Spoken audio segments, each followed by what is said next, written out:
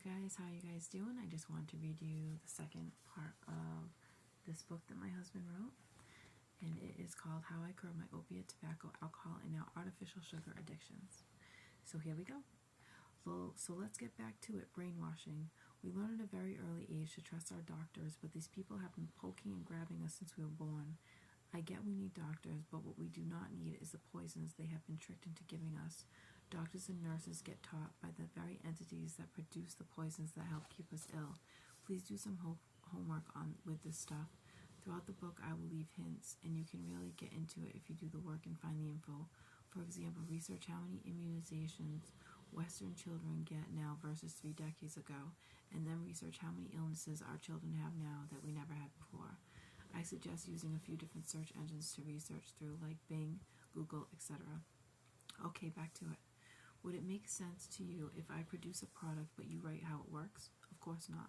That being said, our doctors and nurses have been taught by the system that has been put in place to keep humanity numb and dumb to the realities of natural healing.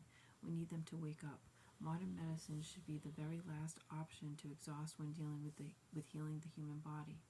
Everything we need to heal our bodies can be found in nature. Doctors and nurses are taught by the people who produce the poisons, and we are tricked into believing our doctors know everything, but this book proves that they do not.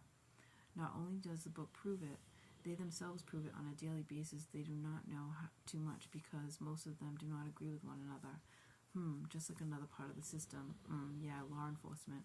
Law enforcement agencies do not seem to agree with one another either. The blind leading the blind is what it is, and we are made to follow, not bitchy truth. I had a conversation some years ago with a child psychologist that was assigned to help my children and family go through some rough times that life threw at us. Dr. Matthew Goodman spoke without true facts, and I explained to him why that wasn't a good idea in today's day and age.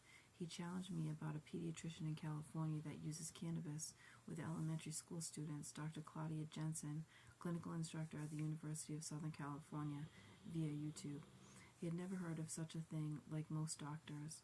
Once he and I were able to sit and talk about the medical aspects of cannabis versus Ritalin, he understood cannabis in a different light. I showed him a video and brought literature to back me up. I also explained that most hyperactive children are that way because of their diets.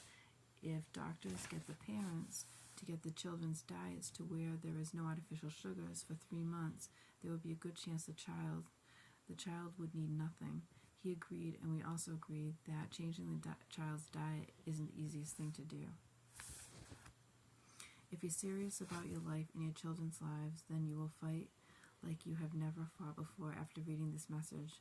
Please learn about the things that your doctors are prescribing to you. Remember, you have one life in that body. You are the boss of you.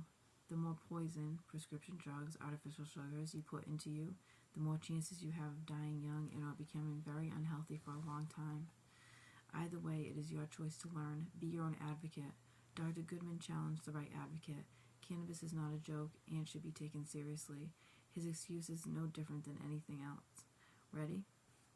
Brainwashed. Yep, even doctors can be as dumb as they come when it comes to cannabis, and I love it too because I bring them down a few notches because they almost killed me just so that they can line their pockets. Not Dr. Goodman or any doctors I mentioned in this book.